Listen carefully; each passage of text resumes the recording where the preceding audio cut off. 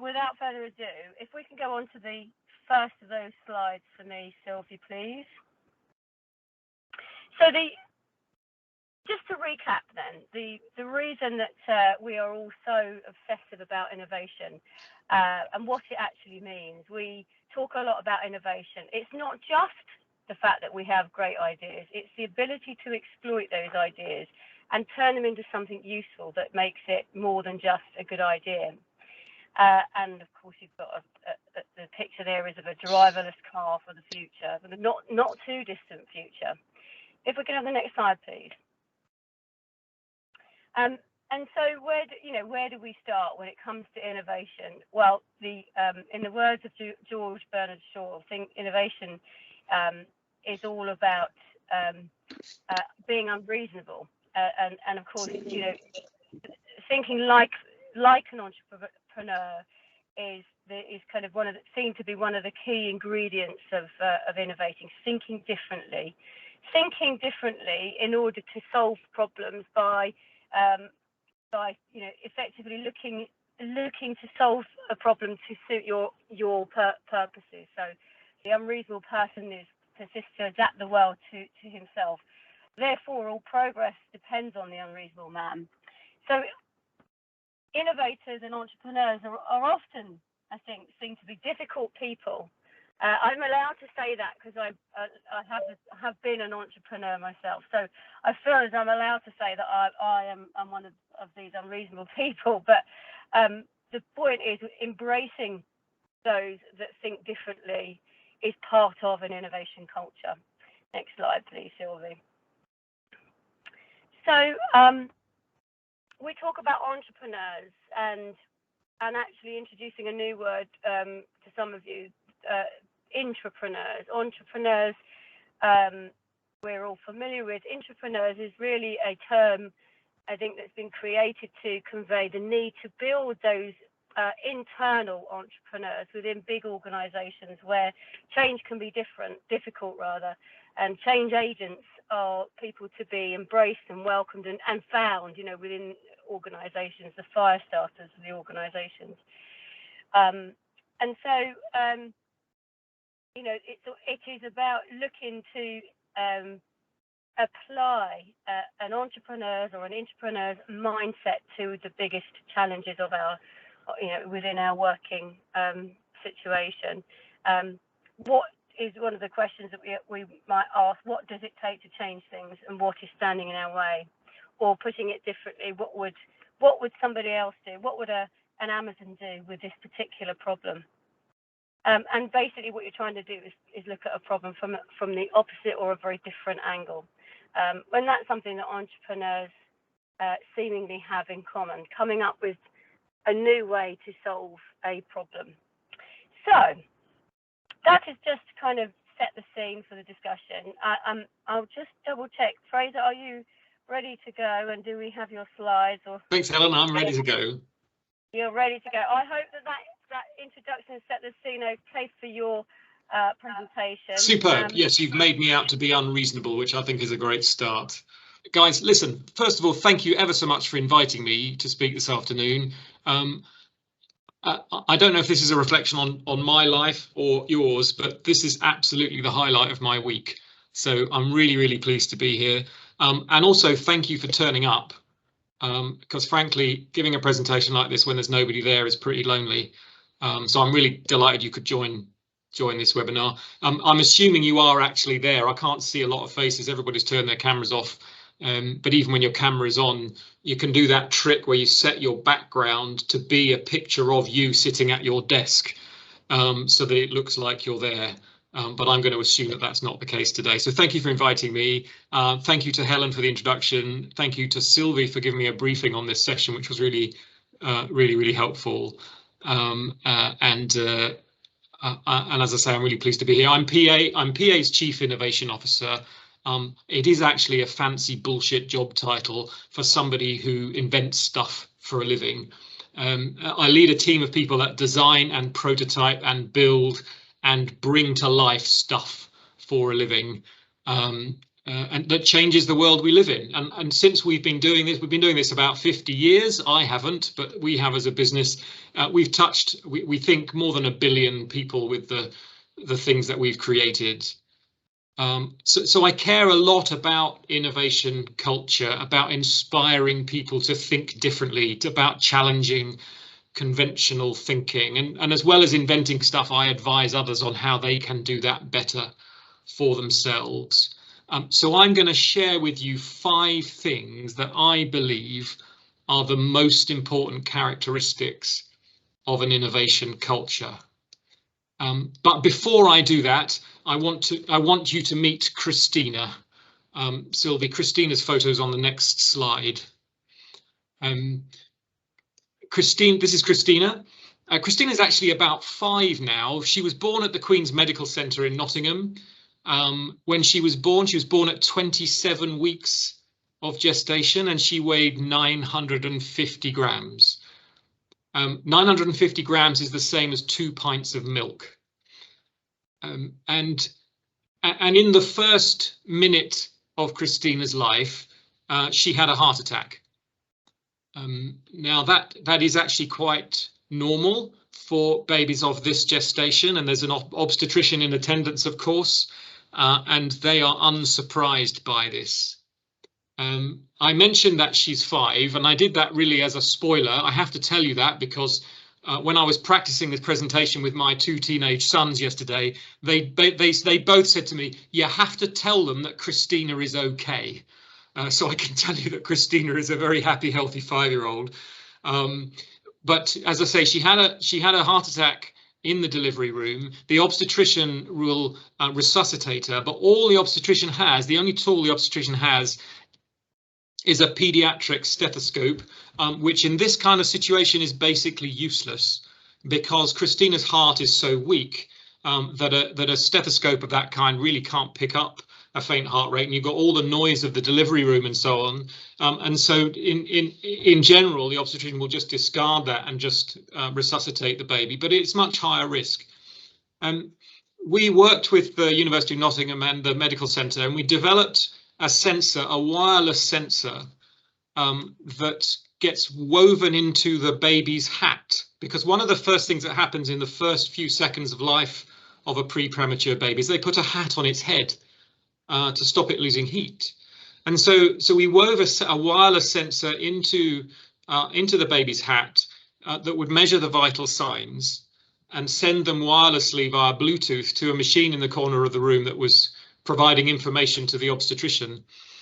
And to give you an idea, this was put then into what they call preclinical trials. It was not a confirmed medical device. We were doing experiments, and we gave them to the obstetricians in the university hospital. And when we went to collect them after having done the experiments, to give you an idea of the impact, one of the obstetricians said, "Fraser, I'm not going to give this back to you because it would be unethical of me to give it back to you, because it is having such a profound impact on our ability to resuscitate these babies confidently that I'm not going to let you have it back. So you can go off and develop it and turn it into a medical device, and that's all fabulous, but I have a duty of care to my patients, and I'm not going to let you have this back."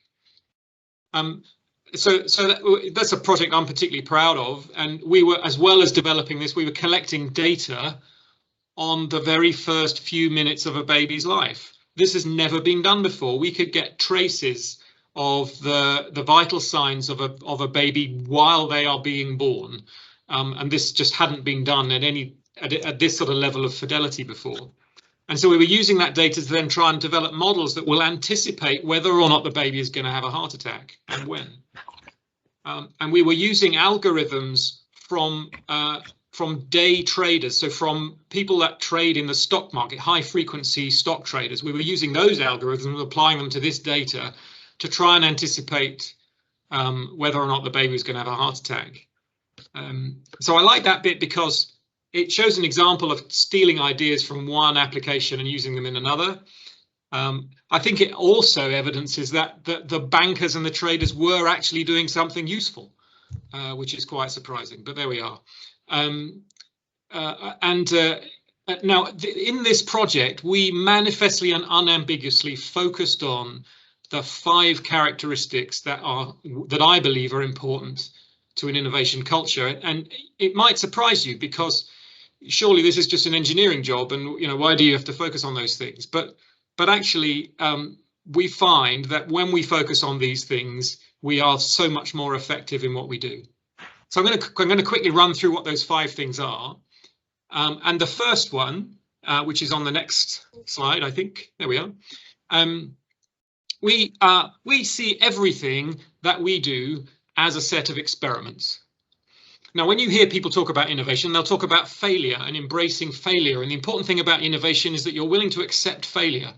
And inspire a culture where it's okay to fail. That is absolute rubbish.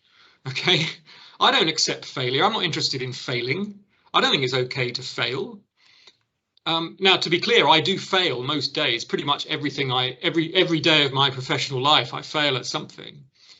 But I actually see that as a success. And if we are trying to inspire a culture of leadership, if we are leaders, project leaders, senior leaders, and we are trying to inspire a culture of innovation, we have to be open to things not working out as planned. We have to be explicit about that. And you have to do that if you want innovation to flourish. But that is not the same as failure. So we think about everything that we do as a set of experiments. We take an experimental mindset in everything that we do. We think about risk. We think about what could go wrong. And we think about retiring that risk. So doing experiments to take the risk away. It's a set of controlled experiments because experiments that are designed well don't fail. They have an outcome that you can measure, but they don't fail. But if you're in a leadership position and you're trying to encourage other people to innovate, you have to show and not just say that you behave this way, okay, that you are willing to accept that things go wrong, and that's okay because it's in a controlled environment. I was with the CEO of one of the largest medical insurance companies in the world yesterday, and he began by telling me that every meeting he starts with a story about something that went wrong. And you think, well, surely that's a negative thing, but no, he does it because he says that's the only way we learn as an organization. Okay, so it's not about failure, it's about thinking of life as an experiment, as a set of experiments. The second magic ingredient, which is the next slide. The second magic ingredient, we live and breathe purpose. Now, we hear a lot about purpose, and for some organizations, it's much easier than others to describe what a purpose is. Purpose is the reason that people work for the institutions that they work for. In research I did for PA, we discovered across several hundred people that we interviewed, the #1 reason that they would leave their job and come and work for PA was purpose, not money or flexibility of work or interesting work or the fact that I work there. It was purpose. Okay. Now, purpose is not a strap line that you put on a website. Okay. Purpose is a tool. Purpose is a tool that I use every day. It's a decision-making tool. It's our North Star. It's our guiding light. And when we are faced with decisions, we use purpose to help us guide us to the answer. This is a picture of Ben Ainsley racing, an insane, absolutely insane set of ambitious, to the point of life-threatening ambitious individuals. They entered what was called the America's Cup, which is one of the oldest international competitions in the world. They have a fabulous purpose. We worked with them on all the technology on this amazing boat. But they had a purpose, right? Their purpose was to make the boat go faster. Nothing else mattered, to make the boat go faster. And that was their tool. And every day when they have to make decisions, they'd say, well, will it make the boat go faster? And that was the tool that they were able to use. That's why their purpose was a useful tool. Or you might have heard the wonderful, if a bit apocryphal story of the guy whose job it was to sweep the leaves on the long drive up to NASA HQ in the late 60s. His job was to sweep the leaves, but when you asked him, his job was to get a man on the moon and return them safe to Earth by the end of the decade. He swept leaves for a living, but that was his contribution to the purpose. So purpose is the second big tool. Now, look at your purpose. I love your purpose. I'll put that onto the next slide, Sylvie, this is Coram's purpose. We won't go into this in great detail just because of time, but I love spending time with organizations thinking about their purpose. You have a fabulous purpose, all right? Really easy to understand. Do you know it? Could you recite it? Do you use it? Do the citizens that you serve know what your purpose is? Do those that fund your work know what your purpose is? And what does it mean to you? And what does it mean to the people that you work alongside? And how can you use it as a tool? How might it change the way that you make decisions about what you do? So number 2, purpose. Number 1, experimental mindset. Number 2, purpose. Number 3 is all about diversity. Okay, it's all about mixing things up. Diversity is a massively overused word. Okay, but diversity does not mean 50-50 gender split. Frankly, if everybody's got a degree from the same university, it doesn't matter if you're 50-50 men and women. That is not diversity. It means diversity of background, diversity of thought. Physical diversity alone will not give you the difference that you need. You know when you've got real diversity in your group because it feels pretty uncomfortable. Okay. And you don't know what the outcome of a conversation is going to be. But you have to put deliberate structures in place to encourage that diversity of thought. You've got to go out of your way to mix things up. It does not happen by itself. But when have you had the citizens that you serve involved in decision making and planning? When have you had people in other charitable organizations, in the private sector, in the public sector? How are you engaging with them as you make decisions and plan and try to innovate? Because that's the way that you will get real diversity of thought. And without real diversity of thought, you will not have innovation. For goodness sake, plenty of smart people have thought about the kind of problems you're trying to solve before. And so if you just use the same kind of people, again, as they say, the same inputs, you get the same outputs. So we really have to be conscious about mixing things up. And as leaders in organizations or leaders in projects, our job is to make ourselves feel uncomfortable because of the diversity of the group. Number 4 is related. Number 4 is about dissonance. Okay, the healthy dissonance, the healthy friction that comes from difference. And that is an essential ingredient of ingenuity and innovation. It's a springboard, it's a catalyzer. We are naturally birds of a feather. We will choose to spend time with people that think like us. And worse than that, we employ people that think like us. That's why nobody who works for PA has any hair, right?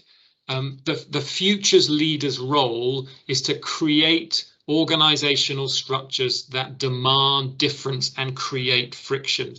You can have wheels go around on the car, but if it doesn't have friction with the road, it does not go forwards. And we call this the creative tension, all right? It's easier said than done, but it is healthy. It is our job to inspire that dissonance and to create a managed tension where it's okay to disagree with each other.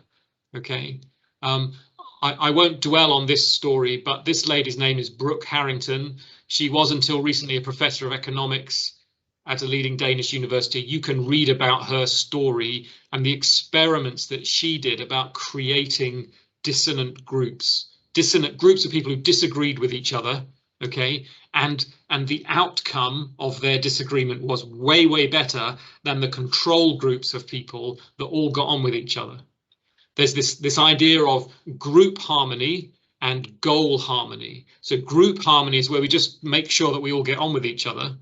And goal harmony is where we're all aligned to a common purpose or a common goal. And we may not get on with each other and we may have friction and difference of opinion, but we all have a common goal. We all have that common purpose, which is our North Star, which enables us to cope with this difference and this friction and to get the benefit from it.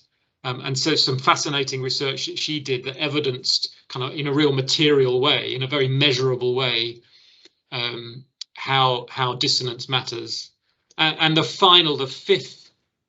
fifth magic ingredient is about optimism. This is the most important one, guys. Okay, so If you remember nothing about this particular presentation, remember that there was a bald guy from PA who talked about optimism. This is the final characteristic. This is to the optimist, the glass is always half full, except for when it's full, of course. And the new way for us to behave, to try and inspire an innovative mindset, is to always be in pursuit of the optimist. Your organization has its fair share of optimists. You work with them every day, even if you don't feel like you are an optimist. Okay, your job is to track down the optimists, keep them safe, give them a voice, stick close to them. Optimism isn't about being happy. It's about believing that we can find a solution, and it's about approaching a challenge with a growth mindset. Optimism, the great thing about optimism, read up about it, it releases this hormone called serotonin, a neurotransmitter. And that neurotransmitter unlocks neural pathways, so it actually makes you think faster and think smarter. Okay, it's biologically evidenced that optimists will think faster and will have greater neural connections which inspire creative thinking than others. And so if you can't inspire optimism, you're going to have, or rather, if you want to inspire innovation, if you want to create a culture of innovation, number one thing, inspire a culture of optimism. Optimists see constraints as a catalyst for creativity, not a blocker. And actually, you might have heard in the news recently, there was some stuff about optimism. It turns out optimists live longer as well. So what's not to love? And I don't have time to talk to you about pronoia unless you ask me questions about it. But I have a medical condition, or at least I like to think of it as a medical condition called pronoia. And we can talk about that if there are any time in the questions. I'm going to finish my short presentation by asking you two questions.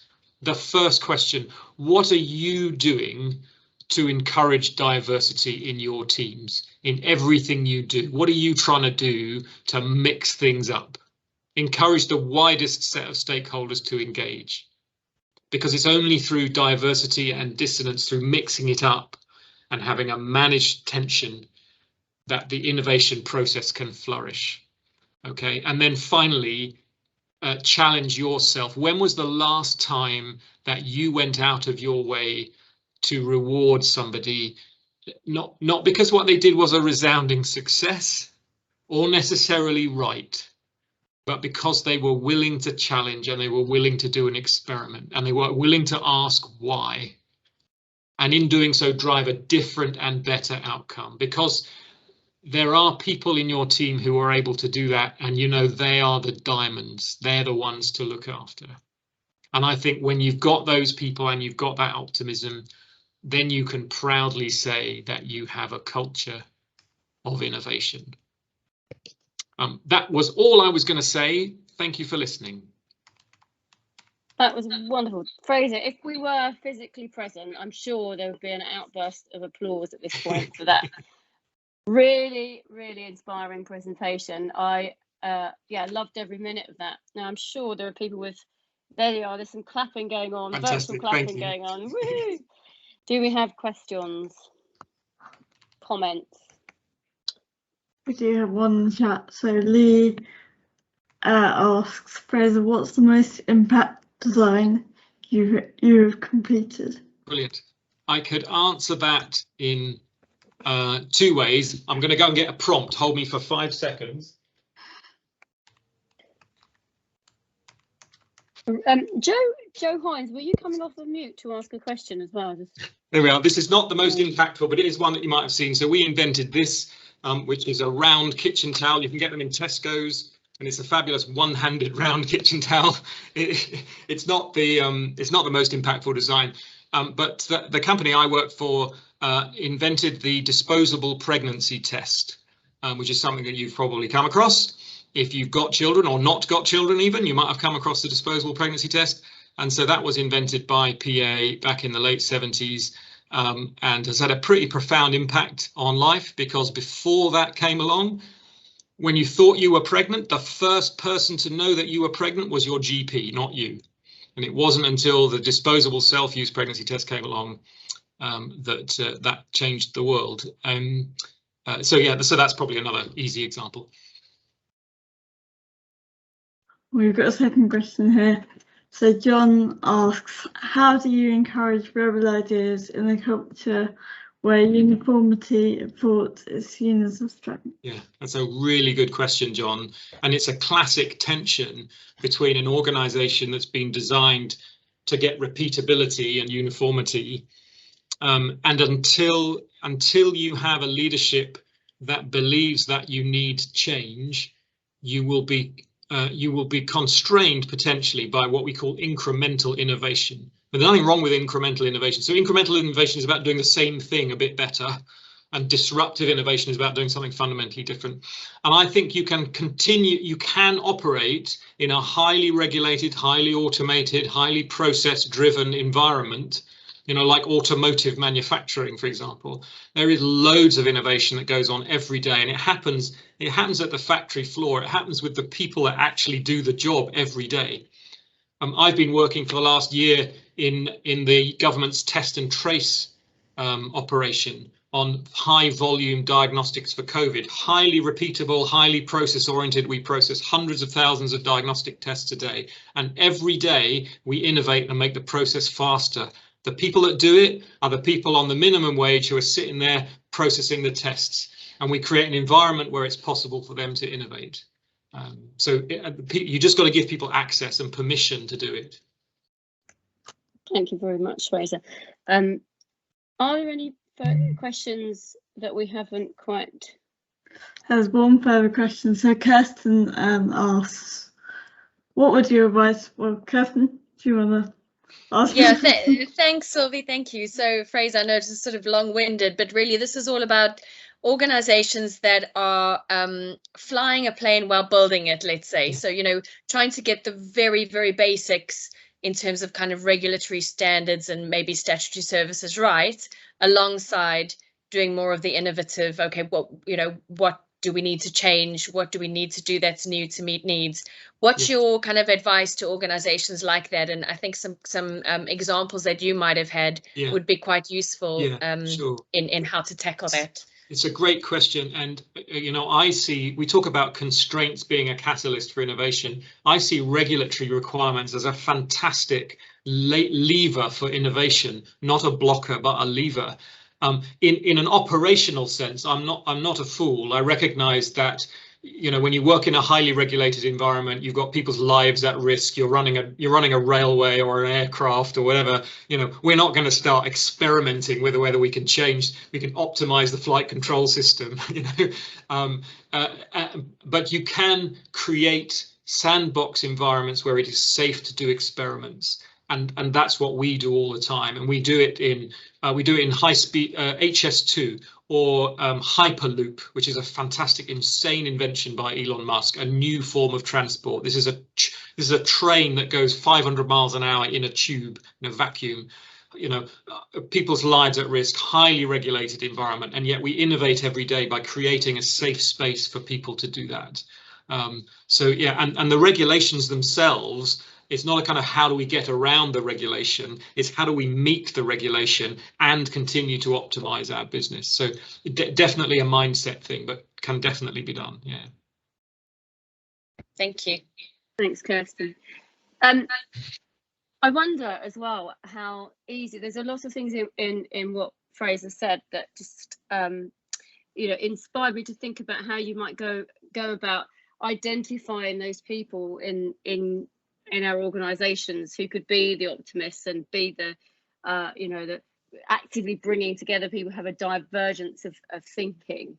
Now that does feel like something that's very doable, even in you know, in the most challenging of circumstances, even where there is a lot of pressure to deliver. So I wonder if maybe that's a bit of homework for those that want to take away and implement something from Fraser's presentation. That's just one of my reflections on what you said, but thank you so much for that, Fraser. Super, really interesting. And now we shall hear, I'm sure a very different slant, but nonetheless, I'm sure really useful and practical things around the experience of innovating and being an entrepreneur in a startup and in a social enterprise with a very important and worthwhile mission. So Seb, if I can hand over to you. Off you go. So thanks so much. Really lovely to meet you all, and yeah, thanks for taking time out today to hear my story. So yeah, in terms of my own background and history before founding a social enterprise, I really worked primarily in homeless and rough sleeping, including the first social impact bond they did, which was in partnership with the Mayor's Office in London. We worked with a very high number of very complex needs, rough sleepers who had not been able to find housing over a number of years. So during that period, I supported a guy called Patrick, who I'll never ever forget, who was this very, very charming, softly spoken Irish man with a real creative flair for painting and writing music. And when I met him, he was sleeping on the streets of London, but it was pretty clear after we started talking that up until fairly recently, a lot had been going fairly well in his life, really. So he'd originally lived up in Scotland, and he'd had not just a house there, but also a wife and a child. He'd had a pretty good job as a senior nurse in the NHS, but his relationship very suddenly ended.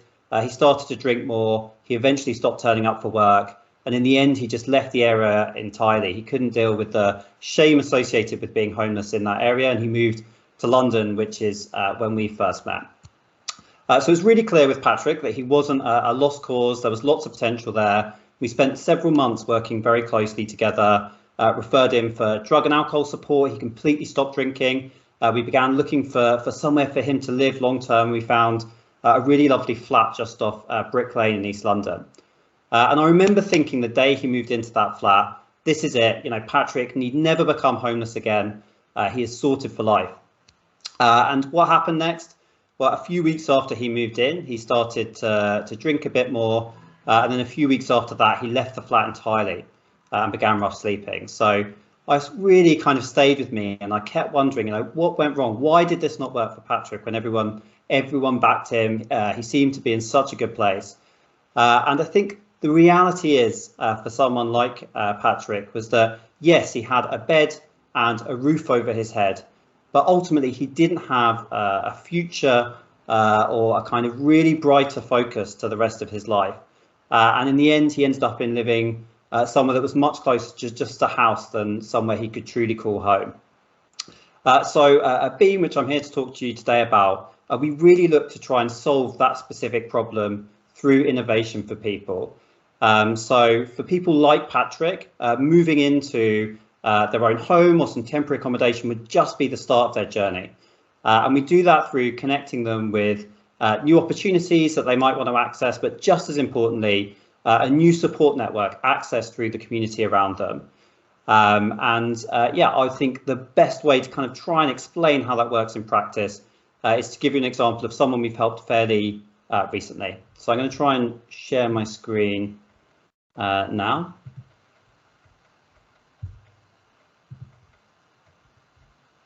So can you see someone called Lauren? That makes sense? Yeah, that's great. Perfect. Awesome. Okay, so this is someone called Lauren who we help. So we've been running Beam since the end of 2017, and we met Lauren about 18 months ago. And she'd been living in a homeless hostel for a few months at the point we met her, having just turned 18. So her background was that she'd grown up in really quite a difficult home environment. So her dad had left home very, very early on in her life, and she'd had a really tense relationship with her mum. And on the day that she turned 18, they had a massive row, and Lauren left the house to try and kind of cool off. She came back and her mum had locked her out and just wouldn't let her back in at all. So she was obviously really stuck, didn't know what to do, went to her local council in West London, and they said, yeah, we'll house you temporarily. We haven't got anywhere longer term for you, but you can stay in this homeless hostel. She goes into the homeless hostel, they book her into it, and they know that we operate in the local area. So at that point, they do a referral to our service. So the first thing we do at Beam when we get a referral for someone is we have a team of caseworkers, and they'll really try and sit down with the person and in the first instance understand where they are today, but just as importantly try to work out where they want to get to, sort of 6, 12, 18 months from this point. And so for Lauren, she didn't really have much work experience and didn't know where to start. So we began by kind of mapping out her strengths and interests, and she loved helping people and also wanted to try and work in quite a clinical environment, really, where she knew that there would be a number of opportunities, good career trajectory, and she might be able to really have a job for life. So we have a large group of employer partners in a number of different sectors, and we'll go and speak to them to try and work out where are the best opportunities for people at the moment. How can we find really great jobs for the people that not only exist, but also align with exactly what they want to do. And so for Lauren, we kind of settled on this idea of being a dental nurse. We knew that it was a good job, it was very in demand, it was well paid, she'd be on a permanent contract. She went to visit a couple of dentist surgeries and was really bought into the idea. So we've kind of settled on that goal. We believe it, Lauren believes it. The question then becomes, well, look, how do we get there and what needs to happen next for this to become a reality? So at that point, we set up a page on our website. This is a public page, and everyone using Beam has a page that looks like this. And you can see that we have a picture and the first name of the person, but we don't have any traceable information on the page at all, so we wouldn't have surnames. And of course, if people are at risk in some way, so if they're in a domestic violence refuge or they used to be involved in gangs, we can anonymize it completely. So we'll just have an avatar and a pseudonym there instead. And the main thing that we're using this page for is to remove all financial barriers that exist to the goal we've agreed with the person. And this is completely different depending on the individual. So you can see with Lauren, we've needed to fund a special qualification for her to get into her job, as well as this exam fee, but we're also getting other things there. So these sometimes feel like very small barriers to people on the outside, but for people really living on the edge, these are often very significant issues around them being able to get into the job that they want to do. So shoes, we get a laptop. If people are single parents, often childcare is the single biggest thing we're funding here. But yeah, it's completely different. We break it down to the nearest pound, and then we go out to the public to fund it. So there's a couple of important points on this funding, which I think are worth emphasising. One is it's not like other crowdfunding websites you might have used. You know, you're going to run the marathon, you stick it on Virgin Giving, put it on your Facebook, and hopefully your uncle gives you 20 quid. We raise money on people's behalf, and we do that through a very large group of people that donate every single month. And those donations are split equally between everyone who's using the website. So it's about 88% of donations that go into Beam are split between everyone. So everyone funds and they all fund at roughly the same rate. And the second point is that that money doesn't go directly into Lauren's bank account. We see raising the money really just as the start rather than the end of the journey. So we offer a lot of follow-on support past the point of someone hitting their funding target. We'll buy items on their behalf, book any training they want to do. We'll work with these employer partners so we can guarantee people interviews. And then, of course, we'll do CV preparation, interview preparation, anything else that they need as well. So there's a very kind of strong practical reason why people like Lauren need to use the service, and probably how they hear about Beam. Their caseworker says to them, there's a service, they can get you the money they need for you to kind of take that next step in your life. But just as importantly, since we've been doing this, we found this very strong emotional dimension to the whole thing. So you can see people use these pages to kind of tell their stories in their words. And then during the actual fundraising, along with the donations that get sent through to them, there are also these messages of support, and they get sent through to the homeless person as they come in. So you can read some of these here, you know, good luck, Lauren, wishing you every success. Lauren, you're an inspiration. Best of luck in your new career. And I think for people who so often live on the margins of the communities that they live in, this proves very, very confidence building. And we found so far that it's about 80% of people who launch a campaign like this then go and start a job, and 75% of the people that start a job sustain it for at least 3 months. So I think it's partly about having that very clear goal on what they're doing, but it's also about having the backing of a whole community of people that really believe in the person. So we kind of built on this, and you can see there's an ability now for people to post updates. So Lauren's done really well. She's been working for well over a year. We're still in touch with her. She'll post a small update, bit of text, a photo on what she's doing. People can come back, they can comment or like the post, and they can also send messages directly to Lauren as well. And so we're really continuing that very supportive, collaborative relationship that exists. And occasionally there's a practical angle to this as well. So people get in touch. Hey, I'm a dental nurse, I live in London. How can I help Lauren? Can I offer mentorship or introductions to employers? So the transparency in some ways really allows you to surface opportunities in the local community that you might otherwise not be able to access. So that's kind of very public facing side to the technology that we use, but we also build a lot of technology which is just for the homeless people that are coming to Beam. So the main thing here is what we call their member hub, and this is a private login they can use to the website. It works on their phone, it works on their laptop. They'll have both of those things through the crowdfunding if they didn't already. And they can use this to post updates to people that supported them, very similar to social media in some ways. They'll get notified when someone leaves them a message of support or a donation. But the real focus here is on the idea of peer support and the idea that we know that if you see other people like you creating change, positive change in your life, moving forward, you're much more likely to be able to do it yourself. So what we have here is kind of a news feed of all the community in Beam, posting updates on what they're doing, and people can, again, message and support each other through the website. Someone using Beam could message Julieta if they wanted to, and this works really, really well where people are either going into the same job or maybe even know each other from the local area. It provides a very safe, easy access space for people to provide that support to each other.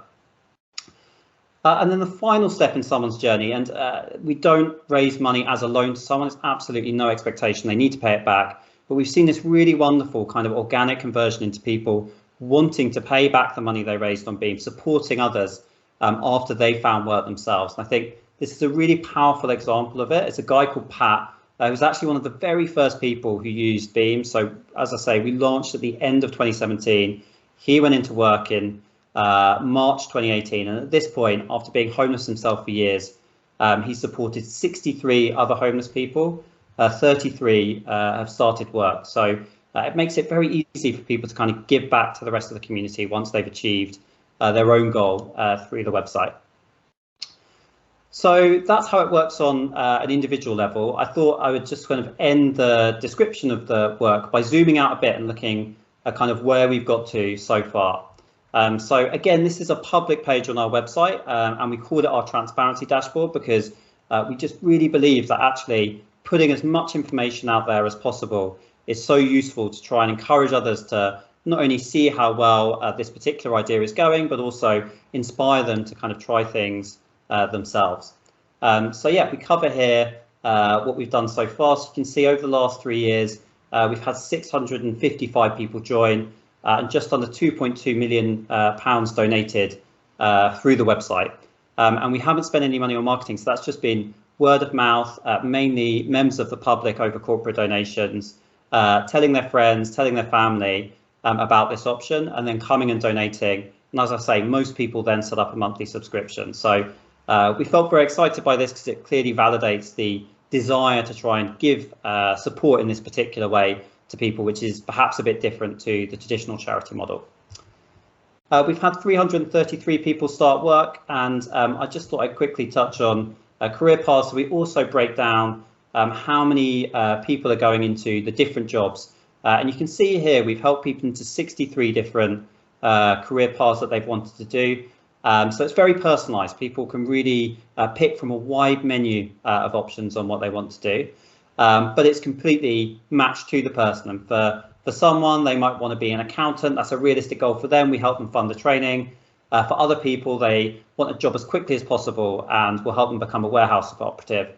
But in all cases, we'll make sure they're on permanent contracts, the pay is above London living wage, and that they're able to sustain it. It's a very sustainable outcome for them rather than just a quick and easy one.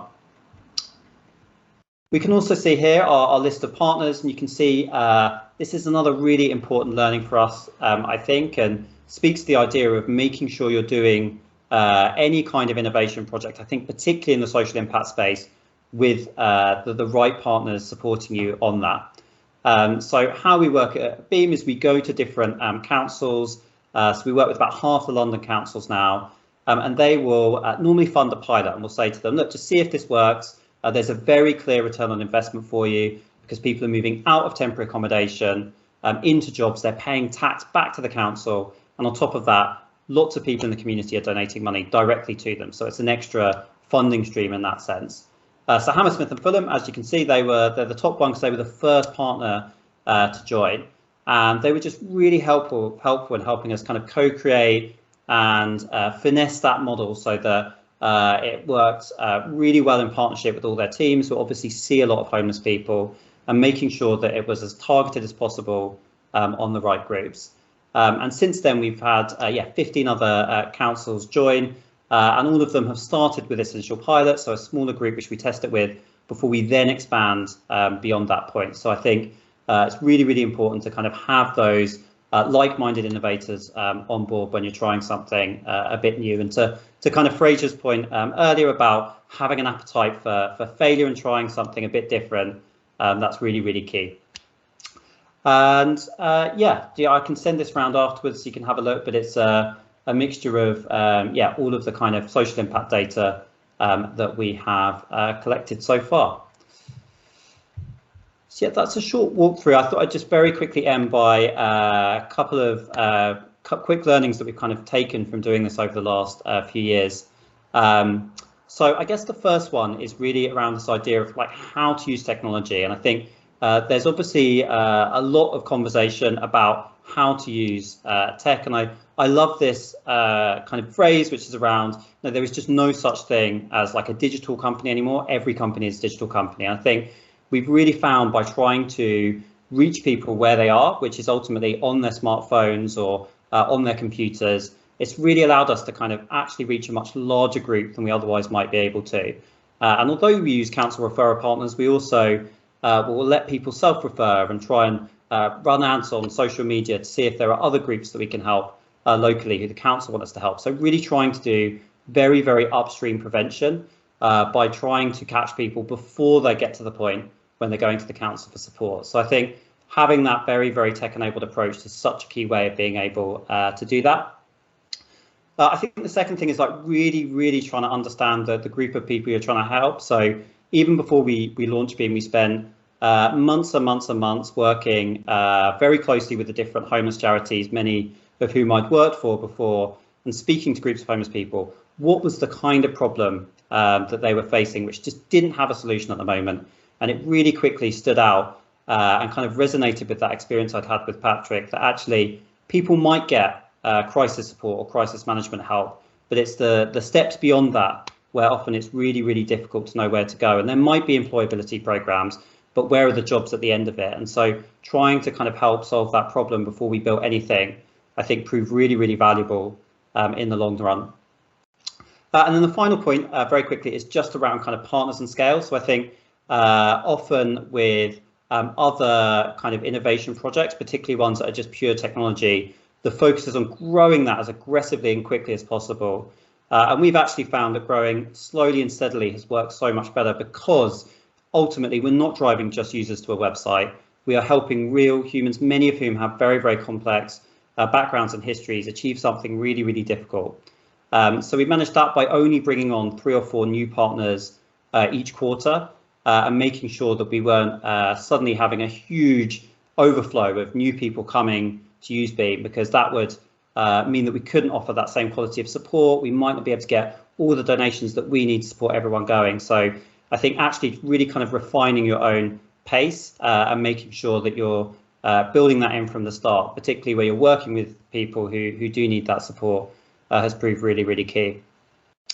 And yeah, I think that is everything I wanted to cover today. Thank you so much for listening. I'm really happy to answer any questions people have. Oh, look at that. Amazing. Another big round of applause for you, Seb. Well done. That was really interesting. And I was really keen to hear your story. I have been watching you from the sidelines thinking, what an inspiring and interesting concept. So it was lovely to hear about it. Do we have questions in the chat function, or indeed does anybody wish to unmute and ask a question to Seb? Fraser does. Seb, thank you so much. Really fascinating stuff. Seb, I'm interested in, and I don't know the term, and maybe you used it, the case workers. So those people who work for Beam that support the folk that kind of sign up and get. I'm interested in what kind of people are they? Where do they come from? How are they funded? How does that whole bit work? Because clearly that's an important part beyond the money, isn't it? Exactly right. Yeah. So the councils will fund the caseworkers. So that's the main thing. We ask for funding from them, along with partnerships workers and outreach workers who can spread the word, drive interest, and also build employment opportunities for people. And they don't work for Beam then? They do work for Beam. They're employees. That's the biggest part of our headcount is in that side. They work for Beam, but they are okay. So that's part of the service that you offer to the council, is that your caseworkers, or whatever the phrase is, who are trained and expert at doing this kind of thing, provide the necessary support that goes alongside the money. 100%. I think that is absolutely as important as the money, and it wouldn't be enough. The fundraising in and of itself, that support that we provide through the employees is critical. So yeah, really good question. Thank you, Fraser. Do we have anything in the chat, Sylvie? Not at the moment.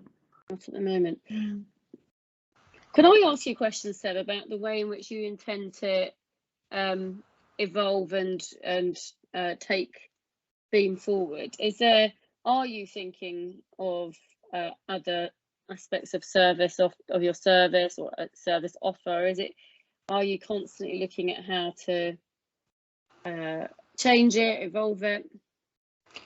100%, yeah. So over the last year, for example, we've developed something called Beam Lettings. So helping people into the private rented sector by using that crowdfunding to raise things like deposit, first month's rent, and then of course we can help them get the credit history they need through job and paid work. And so yeah, that's it's about a third of the councils we work with now commission that as an add-on service. We placed about 110 people into their own homes over that period. So yeah, it's really interesting to kind of think, how can we adapt the model to solve different problems for the same kind of wider group of disadvantaged people that need that kind of help. Absolutely. It definitely, there's a couple of things that spring to mind just in terms of the housing related things, that projects and so on, that we're working on. So I may well come back to you on that one. Can I just double check, is there anybody else in the chat to ask a question of Seb? If not, we'll begin to conclude. Okay.